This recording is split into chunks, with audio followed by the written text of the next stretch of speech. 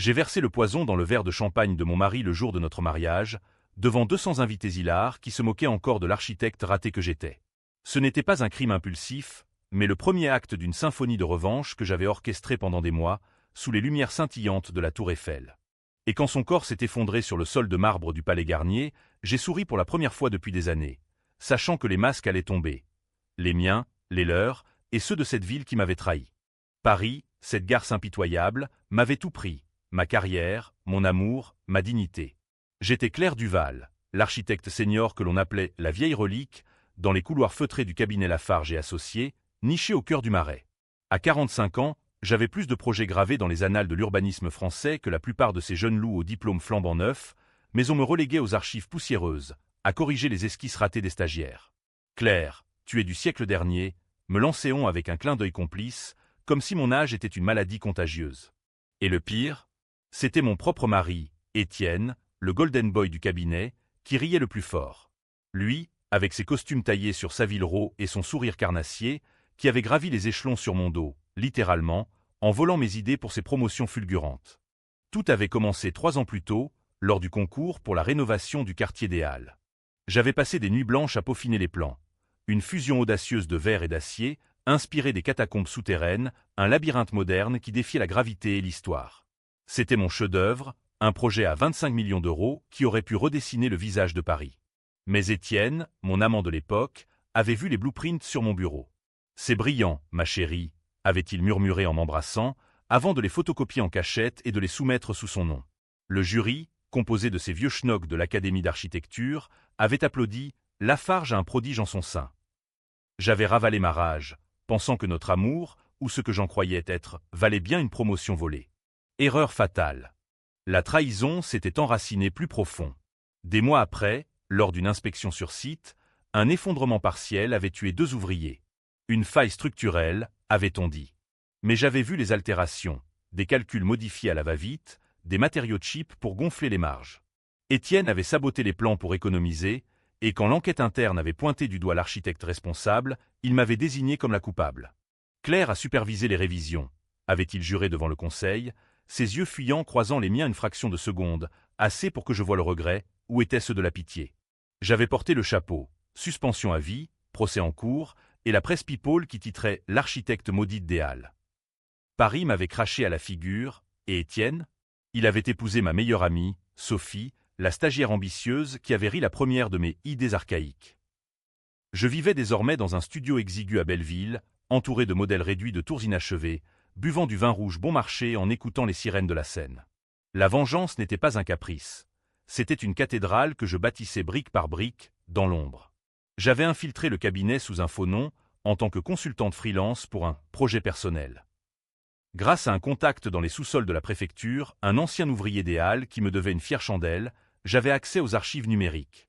Et là, dans les méandres des serveurs, j'avais trouvé la preuve. Des emails effacés mais récupérables, montrant Étienne et Sophie en train de falsifier les documents pour me piéger. Plus encore, Sophie n'était pas innocente. Elle portait son enfant, un héritier, pour asseoir leur empire. Le twist? Étienne avait un vice caché, un penchant pour les escorts masculins dans les backrooms de Pigalle, filmé par un chantage anonyme que j'avais orchestré via un hacker de Montmartre.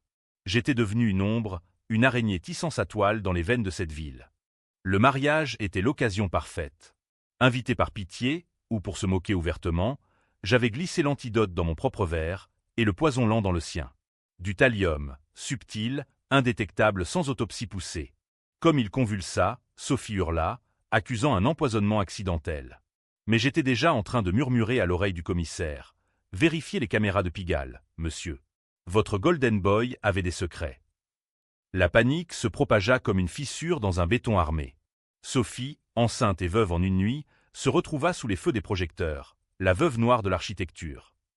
Les tabloïds français adorent ces drames bourgeois. Pourtant, ce n'était que le prélude. Le vrai coup de maître vint avec le projet des Halles, relancé sous une nouvelle équipe. Ironie du sort, le cabinet Lafarge, orphelin d'Étienne, dépendait maintenant d'une consultante anonyme pour valider les plans originaux, les miens. J'avais soumis une version sabotée, infime, juste assez pour que l'effondrement menace lors de la pose de la première pierre. Et quand la tour chancela, projetant poussière et cris sur la place, Sophie, promue directrice par défaut, fut accusée de négligence. Elle a hérité des plans foireux de son mari, titra Le Monde. Mais j'avais une porte de sortie. En échange de mon silence sur les preuves contre elle, elle me rendit mes plans intacts, plus une indemnité discrète de 5 millions.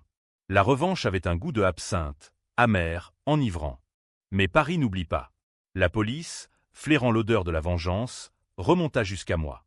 Sophie, dans un dernier sursaut, avoua tout, la trahison, le sabotage, et comment j'avais manipulé les fils. Le twist final, lors du procès, je révélai que l'effondrement des Halles n'avait pas tué que des ouvriers anonymes. C'était le frère de Sophie, ouvrier sur le site, que j'avais indirectement condamné en portant le chapeau initial. Elle s'effondra en sanglots. « Tu as tué ma famille pour ton ego. » Les jurés se divisèrent. Étais-je une victime vengeresse ou une meurtrière calculatrice? Le verdict, acquitté pour le poison, preuve insuffisante, mais condamné pour entrave à la justice. 10 ans, dans une prison chic de la banlieue, avec vue sur la Seine. Aujourd'hui, libre sur parole, je dessine des plans pour des ONG, des abris pour les sans-abri de Belleville. La vengeance m'a rendu entière, ou du moins, moins brisée. Mais la nuit, quand les lumières de la tour Eiffel percent mes rideaux, je me demande, ai-je reconstruit Paris, ou l'ai-je simplement fissuré un peu plus? Et Sophie, qui élève notre héritier, bâtard dans l'ombre, attend-elle son tour? Non, je n'ai pas commencé par le poison. Cela aurait été trop vulgaire, trop hollywoodien pour une Française comme moi, imprégnée des intrigues de Racine et des poisons subtils de la princesse de Clèves. La vraie genèse de ma vengeance remontait à ces nuits où j'hantais les catacombes sous Paris, ce labyrinthe osseux qui miroirait les squelettes de mes rêves brisés. C'est là, parmi les tibias empilés et les crânes hilars, que j'avais forgé mon plan, un crayon à la main, traçant des schémas de destruction sur les murs humides. Les os ne mentent pas, murmurai-je à l'écho, et les traîtres non plus, une fois exhumés. Flashback à l'été 2022, canicule étouffante qui faisait fondre l'asphalte des Champs-Élysées. Étienne et moi étions encore amants, du moins en apparence. Nous dînions au Fouquet's, son bras autour de ma taille, quand il m'avait annoncé « Le concours des Halles, c'est dans la poche. Grâce à toi, Claire. » J'avais rougi, idiote que j'étais, croyant à de la gratitude. Mais le lendemain, en ouvrant le Figaro Architecture, mon nom était absent, remplacé par le sien en gros titre. Étienne Lafarge révolutionne les Halles avec un design innovant. Mon design. J'avais confronté Sophie, cette vipère aux lèvres siliconées, dans les toilettes du bureau. C'est lui qui l'a voulu, avait-elle minaudé, ajustant son rouge à lèvres. Tu es si discrète, Claire. Laisse les projecteurs aux étoiles. La discrétion. Voilà ce qu'il m'avait reproché, pas assez flashy, pas assez instagrammable. À l'époque, je portais encore des tailleurs Chanel usés, héritage de ma mère, une sculptrice ratée qui s'était suicidée dans son atelier de Montparnasse. Sois invisible, ma fille, et le monde te marchera dessus, me disait-elle. Ironie, j'avais suivi son conseil, et voilà où cela m'avait mené. Après le vol des plans, j'avais tenté de protester auprès du partenaire senior, Monsieur Duval, ironie du nom, un homonyme distant. Preuve, avait-il ricané, un cigare cubain aux lèvres. Vos notes manuscrites contre ces fichiers numériques? Allez, Claire, retournez à vos archives. C'est alors que le sabotage avait eu lieu. Étienne, pressé par les délais, avait optimisé les specs, acier allégé de 20%, béton low cost. Pour le budget, m'avait-il expliqué quand je l'avais surpris dans la salle des serveurs à minuit. Confiance, ma chérie. Confiance. Le mot qui avait scellé mon exil. L'effondrement, sirène hurlante, poussière âcre, et 2 corps sous les décombres, Jacques et Marie, des immigrés polonais qui construisaient leur vie pierre par pierre. J'avais vu leur famille à l'hôpital, yeux vides, et su que le sang était sur mes mains, même si ce n'étaient pas les miennes qui avaient tenu le marteau. Étienne m'avait visité en garde à vue, fleur à la main. Je plaide pour toi, Claire. On surmontera ça. Mais ces emails, que j'avais hackés plus tard via un geek de la Sorbonne, racontaient une autre histoire. Sophie, on la jette au loup. Elle signe les révisions, pas moi. Elle, enceinte déjà, avait répondu « Parfait. Et après, on se marie. Paris oubliera vite la vieille. » La vieille. Moi. Ce soir-là, dans ma cellule provisoire, j'avais vomi mes tripes, pas de peur, mais de haine pure, viscérale, comme un vin tourné qui vous ronge les veines. Libéré sous caution, grâce à un prêt désespéré sur mon appartement, j'avais plongé dans les bas-fonds. Belleville, avec ses marchés turcs et ses barcabiles, devint mon QG. Là, j'ai rencontré Karim, l'hacker au dread, qui pour un billet de 500 € m'ouvrit les portes numériques du cabinet. T'es sûr, Sista? C'est de la haute trahison. Pire, avais-je répondu. C'est de l'architecture. Les fichiers affluaient, factures gonflées, pots de vin à des élus de la mairie pour le permis des Halles 2.0. Et le clou, des vidéos d'Étienne dans un club SM de la rue Saint-Denis, fouettant un gigolo qui ressemblait étrangement à un jeune assistant du bureau. Chantage en or. Sophie, elle, cachait son propre secret. Pas seulement enceinte, mais d'un amant tiers, un politicien de droite qui finançait discrètement le cabinet. J'avais des photos, floues mais incriminantes, prises par un détective privé.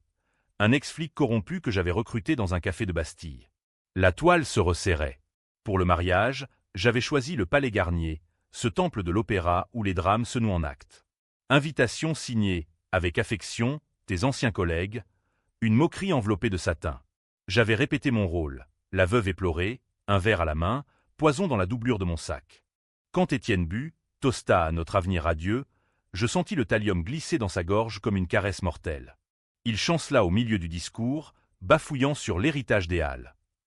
Sophie accourut, main sur le ventre, mon bébé. Appelez un médecin. Mais j'étais déjà au téléphone, anonyme. Commissaire, vérifiez les comptes offshore de Lafarge. Et ces nuits à Pigalle. Le chaos fut exquis. Ambulance, flash des paparazzis, et Sophie, seule avec son ventre rond, face à un empire qui s'effritait. Pourtant, la tension montait. Le projet des Halles 2.0 approchait, 25 millions en jeu, et le conseil, paniqué, cherchait un sauveur. Mon alias, consultante CD, soumit les plans corrigés, les miens intacts. Miracle, s'exclama le nouveau patron. Cette femme est un génie. Ironie parisienne. Mais Sophie flairait quelque chose. Elle m'appela un soir, voix chevrotante. Claire, c'est toi, n'est-ce pas? Reviens, on peut arranger ça. Arrégé. Comme si on répare un plan foireux avec du scotch. Le climax approchait, la pose de la pierre angulaire, sous les yeux du maire. J'avais saboté subtilement, un boulon desserré dans la grue, calculé pour un effondrement contrôlé. Quand la poutre ploya, criant comme un damné, Paris retint son souffle. Poussière, hurlements, et Sophie au centre, micro en main, c'est un accident technique. Mais les caméras capturèrent tout, et mon appel anonyme suivit. Vérifiez les signatures. Madame Lafarge a validé les changements. Le backlash fut féroce. Le Figaro, scandale aux Halles, la veuve sabotait elle son propre legs. Sophie, acculée, négociait en secret, rencontre dans un bistrot de la rue Mouffetard, pluie battante. Les plans originaux sont à toi. Et l'argent. Mais arrête, Claire. Pour le bébé. Le bébé. Ce pion innocent dans notre échiquier. J'acceptais, mais pas sans un dernier coup. Une fuite sur son amant politique, ruinant sa carrière naissante. La police frappa à ma porte une semaine plus tard, mandat en main. Madame Duval, pour complicité de meurtre et chantage. Sophie avait craqué, avouant la trahison initiale, mais me désignant comme la marionnettiste. Au tribunal, sous les lambris du palais de justice, le twist éclata. Jacques, l'ouvrier mort, n'était pas anonyme. C'était le frère de Sophie, caché dans les dossiers. Tu savais? Hurla-t-elle depuis le banc des témoins. Non, mentis-je. Mais maintenant, tu sais ce que c'est de perdre un frère. Les jurés, ces bourgeois du 16e, se divisèrent, moitié pour la femme flouée, moitié pour la folle vengeresse. Acquitté du meurtre, autopsie ambiguë, mais 10 ans pour les fuites. En cellule, je dessinais, pas des prisons, mais des cathédrales de verre, transparentes, impénétrables. Libre aujourd'hui, je marche le long de la Seine, vent froid de décembre mordant ma peau. Sophie élève l'enfant à Deauville, loin des projecteurs. Paris guérit ses fissures, mais les miennes? Elles saignent encore, sucrées de revanche. Ai-je gagné? Ou suis-je juste une autre relique, enterrée vivante? La prison de Fleury-Mérogis n'est pas faite pour les âmes comme la mienne. C'est un bloc de béton anonyme en banlieue sud, où les échos des cris se mêlent au bourdonnement des néons. Mais c'est là, entre 4 murs tachés d'humidité, que j'ai affiné ma vengeance, pas en complotant de nouveaux crimes, mais en disséquant les miens. 10 ans, c'est long pour ruminer, et Paris, de l'autre côté des barreaux, continuait de tourner sans moi, ou du moins, le croyais-je. Sophie avait pris les rênes du cabinet, transformant Lafarge en empire, avec le projet des Halles comme joyau de la couronne. La veuve qui rebondit, titrait les magazines, oubliant la toile d'araignée sous le tapis. Mon alliance la plus fragile, Karim, le hacker, qui m'écrivait des lettres codées en argot banlieusard. Sista, le monde change. Ton fantôme hante encore les serveurs. Il avait infiltré plus profond, Preuve que Sophie blanchissait l'argent de l'amant politicien via des fondations fictives pour restauration patrimoniale.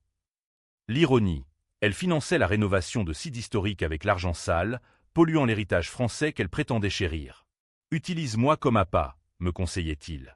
Mais la prison forge des doutes. Chaque nuit, je revivais l'effondrement, les yeux de Marie l'ouvrière me hantant. « Pourquoi, madame ?» Flashback à mi-mandat, 2029. Une visite surprise. Le maire adjoint, un homme bedonnant aux lunettes cerclées d'or, flanqué d'un avocat. « Madame Duval, votre expertise nous manque. » Les halles 2.0 patinent, des vis cachées. VIX que j'avais semé, bien sûr. Il proposait une grâce conditionnelle, témoigner contre Sophie pour corruption. En échange, un poste honorifique à la mairie. Tentant, mais piégeux. Accepter, c'était trahir ma propre vengeance, la réduire à une transaction administrative. Refuser, et je pourrissais jusqu'au bout. J'acceptais, mais à ma sauce. De Fleury, j'envoyais à Karim des schémas encryptés, un virus logiciel pour exposer les flux financiers lors d'une conférence de presse majeure. Sophie y serait, enceinte de son second, d'Étienne ou de l'amant. Rayonnante sous les flashs. Le jour J, alors que je regardais la retransmission sur un vieux poste cathodique en cellule, l'écran figea, erreur système. Compte offshore révélé. Panique en direct, journaliste hurlant, Sophie blême, micro en main, c'est une calomnie. Libéré 6 mois plus tard, grâce à bonne conduite et pression politique, je débarquais à Paris comme un spectre. Mon studio de Belleville avait été loué, mes modèles sauvés par une voisine immigrée. Première étape, confrontation avec Karim, dans un haut cabaret de la Goutte d'Or. T'as joué double jeu, hein? Grognatait-il, joint à la main. Pour le fric de la mairie. Non, pour semer le doute. Sophie me croyait morte et enterrée. Maintenant, elle savait que le fantôme veillait. La tension culmina lors d'une expo d'architecture au Louvre, où les plans des halles trônaient comme trophées. Invité anonyme, je m'approchai de Sophie, verre de champagne en main, sans poison, cette fois. « Félicitations pour le bébé numéro 2, murmurai-je. Elle sursauta, vin rouge éclaboussant sa robe Dior. « Claire, tu devrais être en tôle. Et toi, en cours pour fraude. Mais regardons nos œuvres. » Les plans exposés portaient mon sceau caché, un motif de catacombe gravé dans les marges numériques. Un expert indépendant, briefé par Karim, le nota. « Attendez, ces signatures. » Duval. Le scandale éclata comme une bulle de savon empoisonné. Le Monde, retour de la maudite, qui a vraiment conçu les halles? Sophie, acculée, tenta le chantage. Elle avait les vidéos d'Étienne, mais aussi des miennes, une nuit ivre où j'avais confessé le sabotage initial à un amant d'un soir. On s'annule mutuellement, proposa-t-elle dans un café du Marais, yeux rougis. Pour l'enfant. L'enfant. Toujours cet appât innocent. Je refusai, les innocents paient pour les coupables, Sophie. C'est la loi de Paris. Le twist mineur vint alors. Karim trahi, vendant mes secrets à un tabloïd pour un scoop. Désolé, Sista. La vie est chère. Trahison en écho à celle d'Étienne. Je le confrontai dans les catacombes, mon domaine. Tu es comme eux, crachai-je, un tasé volé en main. Il rit, non, je suis comme toi. Survivant. On pactisa, il effaça les preuves contre moi, je lui donnai un job fictif comme consultant IT pour mes futurs plans. Le vrai drame se noua quand le second effondrement menaça. Pas un sabotage, mais une faille réelle, due aux économies de Sophie. La grue s'effondra pour de bon, tuant un ingénieur. Paris pleura, et les yeux se tournèrent vers elle. Moi, j'intervins publiquement, plan en main, voici la vérité. Laissez-moi réparer. Héroïne malgré moi, ou marionnettiste ultime. Sophie s'effondra, suicidratée, overdose de somnifères dans sa suite de l'hôtel de Crillon. Son dernier mot, dans une lettre, tu as gagné, Claire. Mais à quel prix? Le frère, le mari, maintenant moi. Les juges, émus, classèrent mon dossier. Libre, je repris le cabinet, rebaptisé Duval Architecte. Mais la nuit, les os des catacombes murmurent, alliance fragile, vengeance creuse. Ai-je reconstruit, ou juste empilé des squelettes? Le chaos trao de ma vengeance ne fut pas un assassinat flamboyant, mais une décision qui fractura Paris en deux camps. Ceux qui me virent comme une justicière des ombres, et ceux qui me condamnèrent comme une sorcière des temps modernes. C'était l'hiver 2032, neige rare saupoudrant la scène d'un voile hypocrite, quand le projet des Halles atteignit son zénith ou son nadir. Sophie, sortie de l'hôpital après son accident, avait fui à Nice, laissant le cabinet en pilotage automatique. Moi, de retour comme consultante réconciliatrice, tenais les rênes invisibles. Mais les fissures étaient là, littéralement, dans le béton, et métaphoriquement, dans les âmes impliquées. Tout bascula lors de la réunion du conseil, dans les salons lambrissés de Lafarge, où les portraits d'architectes morts me toisaient. Le maire adjoint, mon allié précaire, présidait. « Madame Duval, vos corrections sauvent le projet. » Mais le budget. 25 millions, et les sponsors hésitent après le scandale. Sponsors, des Qataris aux appétits voraces, prêts à raser pour reconstruire en dorure. Ma décision controversée? Saboter non pas la structure, mais l'âme du projet. J'insérais une clause cachée, pas de verre Qatari, mais du pierre de Bourgogne local, augmentant les coûts de 5 millions, forçant les sponsors à se retirer. C'est du vandalisme culturel, hurla un associé. C'est de la préservation, rétorquai-je. Paris se divisa. Intellectuels du quartier latin applaudirent l'anti-globalisation, tandis que les financiers du 8e crièrent au sabotage économique. Sophie revint alors, spectrale, flanquée d'avocats. Rencontre clandestine au Pont des Arts, cadenas d'amour brisé tintant au vent. « Tu veux me ruiner complètement » siffla-t-elle, écharpe Hermès masquant ses ecchymoses. L'enfant. Il a besoin d'un père, pas d'un fantôme. Twist. Elle révéla que l'enfant d'Étienne était stérile. Le vrai père était l'amant politicien, désormais en exil fiscal à Monaco. J'ai menti pour survivre, comme toi. Empathie fugace? Non, calcul, elle proposa un pacte final. On co-signait les plans finaux. Ton nom en premier. En échange, silence surtout. J'acceptai, mais avec une bombe à retardement. Lors de la conférence de presse au Centre Pompidou, devant caméra et critique, je lâchai la révélation. Ce projet n'est pas seulement des halles. C'est la tombe de 2 ouvriers, Jacques, frère de Madame Lafarge ici présente, et Marie, une mère polonaise. Et si nous bâtissons sur du sang, Paris s'effondrera. Silence de mort, puis tollé. Sophie s'évanouit, micro en main. Claire. Tu as tué mon frère. Non, Étienne l'avait fait, mais j'avais porté le deuil comme un manteau. Les médias explosèrent. Vengeance Duval trending sur X, débat enflammé à la télé, héroïne ou hystérique. Des manifestations devant la mairie, banlieusards scandant mon nom, élite pétitionnant pour mon exclusion. Le politicien, piqué au vif, fuit ses fonds, enquête ouverte pour corruption. Sophie, brisée, avorta en secret, rumeur ou vérité. Et disparut, laissant une note. Tu as gagné la guerre, mais perdu ton humanité. Mon coup final. Je rachetai le cabinet avec l'indemnité cachée, le renommant Halles Mémoire, un mémorial intégré au plan, plaque pour les morts, galerie souterraine évoquant les catacombes. Controversé? Absolument. Certains y virent un acte de repentance, d'autres, une glorification macabre. Le maire coupa le ruban, sourire forcé, à Claire Duval, qui nous rappelle que l'architecture est faite d'hommes, pas de pierre. Mais la tension persista. Karim, mon allié Fickel, menaça de tout balancer pour un livre mémoire. Je le payai, grassement, mais pas sans un avertissement. Les fissures se propagent. Karim. Choisis ton camp. Il choisit la fuite, vers Berlin. Et moi, seul dans mon nouveau bureau surplombant la Seine, je traçais des lignes droites sur du papier millimétré, mais mes mains tremblaient. La vengeance avait fissuré non seulement Paris, mais mon âme. Étais-je architecte ou démolisseuse? Le débat public fit rage. Forum en ligne divisé, article dans Libération vs. Figaro. Duval, victime ou vilainesse? J'alimentais le feu, interview cryptique où je lâchais. La trahison n'est pas un acte, c'est une structure. Et j'ai juste corrigé les plans. Sophie, revenue incognito comme assistante, complota en silence. L'ai-je su? Peut-être. Son dernier geste, un email anonyme au sponsor, révélant mes sabots initiaux. Mais trop tard. Le projet s'éleva, tour de verre et pierre, dominant les halles comme un doigt d'honneur au passé. Le twist final de ma saga ne fut pas un coup de théâtre hollywoodien, mais une révélation qui transforma ma victoire en mirage, laissant les lecteurs, ou les Parisiens, se déchirer sur les forums. Qui était vraiment la victime dans cette cathédrale de mensonges? C'était le printemps 2035, cerisier en fleurs le long des quais, masquant l'odeur de pourriture qui s'attardait encore. Les Halles 2.0 s'élevaient fièrement, mon nom gravé sur la plaque inaugurale, conçue par Claire Duval, en mémoire des oubliés.